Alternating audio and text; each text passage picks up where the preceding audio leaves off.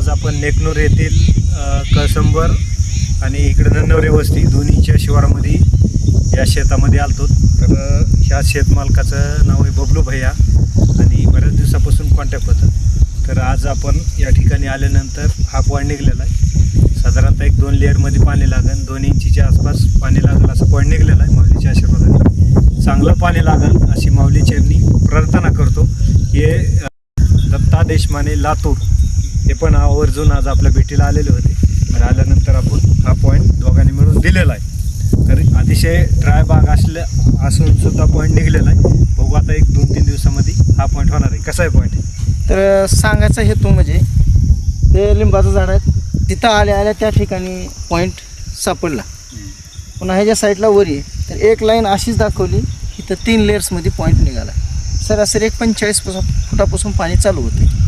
45 ते 80-90 ते 150 हायस्ट एक 270-280 काय या लेवलमध्ये एक 300. तर एक 2च्या बाहेरून थोडंसं पाणी तुटते. तर तुम्हाला सांगतो माऊली दादा तुळजाभवानी आयला येडेश्वरला स्वामी समर्थाला बाळूमामाला असं वंदन करून आमचे माऊली महाराज यांनी चांगल्या प्रकारचं पॉईंट काढला आहे.